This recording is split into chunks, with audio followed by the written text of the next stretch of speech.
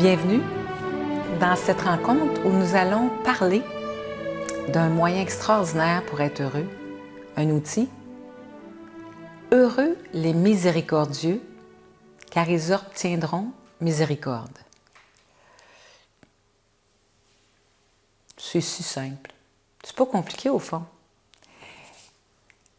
C'est simple, mais c'est dur de mettre en pratique. Être miséricorde, c'est avoir cette capacité d'aimer qui nous invite à se pencher sur la misère de l'autre.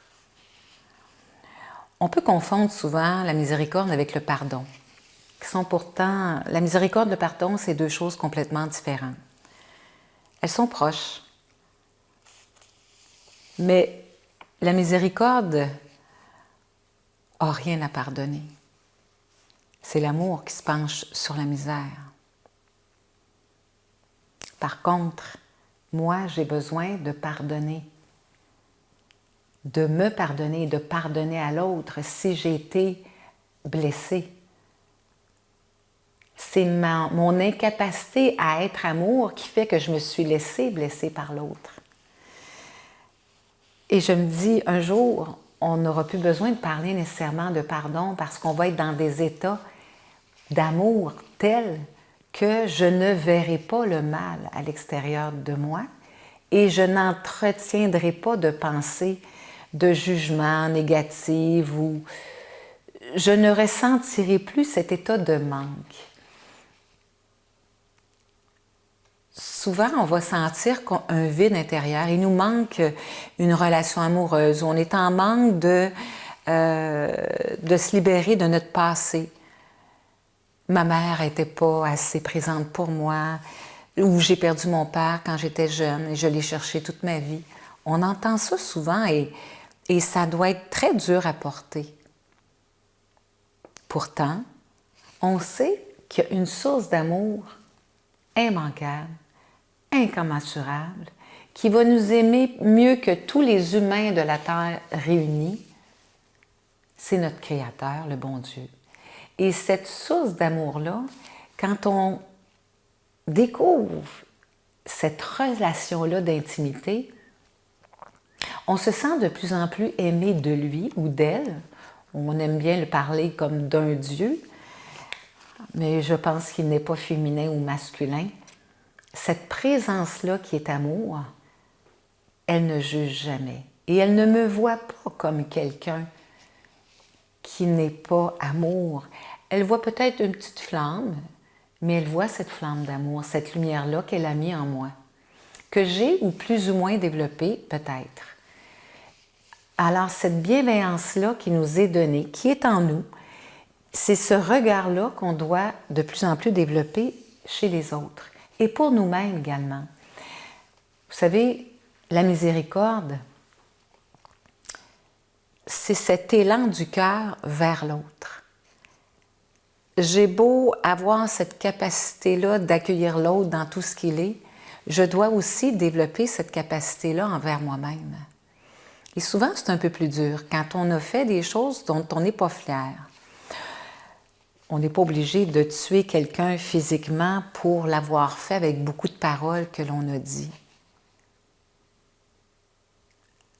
Et si je ne me pardonne pas, si je n'ai pas cet élan-là de devenir plus amour envers moi-même, bien, je vais me priver de cette source abondante d'amour qui se déverse en moi continuellement, mais dont je n'ai pas toujours conscience.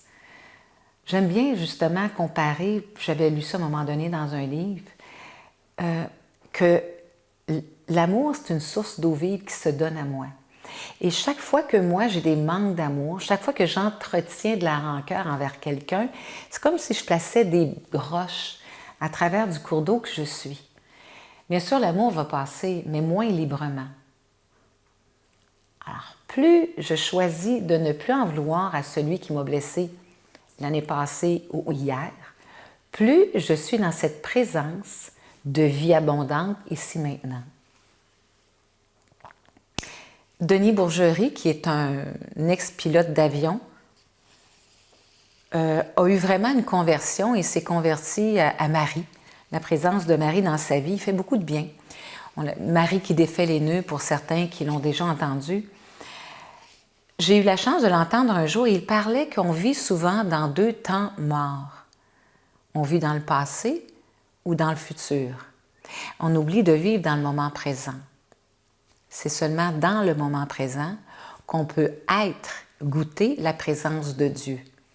Pourtant, on pense à hier, on s'en veut pour hier, on se dit qu'on ne sera pas capable demain parce qu'on n'a pas eu ce qu'il faut quand on était jeune. Pourquoi? Pourquoi se mettre des limites dans notre pensée? Jésus pourtant nous a dit « Je suis le premier-né d'une multitude de frères.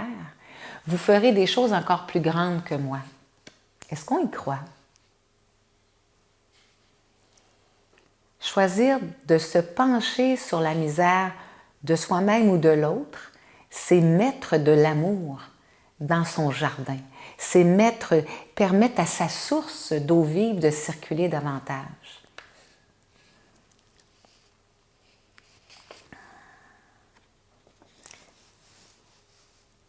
La miséricorde nous invite à vivre dans un moment présent, rempli d'amour, dans une présence, dans une communion, une relation avec l'amour, avec Dieu d'amour. En communion aussi, on l'oublie très souvent ça, que quand moi je me place dans un état d'amour, automatiquement je vais vibrer avec d'autres qui sont dans les mêmes états d'être que moi. Et ça fait boule de neige.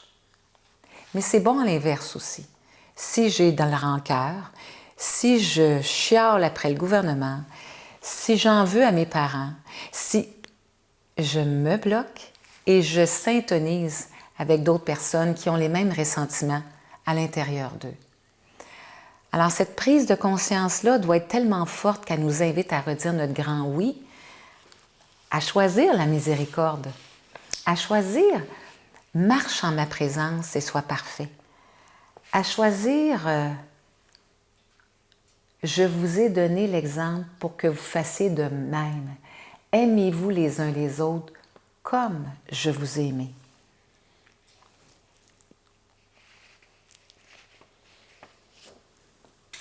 Je nous souhaite d'avoir cette présence de plus en plus grande, avec cette source d'amour-là. Et c'est seulement par ma pratique au quotidien, de changer mes pensées, de rectifier mon tir, de dire « excuse-moi, ce que je viens de te dire là, oublie ça là, je te fais confiance, vas-y ». On a plein d'occasions et c'est notre chance. Heureusement qu'on a du temps, parce que ça peut être long avant qu'on arrive vraiment à découvrir qu'en dedans, il n'y a plus de critique, il n'y a plus de jugement.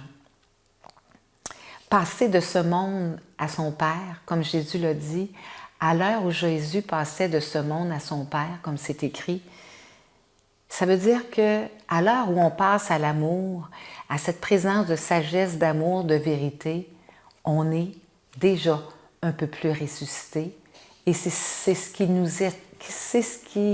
nous attend et c'est ce à quoi on est appelé à grandir de plus en plus en conscience et en mise en pratique, à leur bonne présence, à la merveille que nous sommes tous et chacun.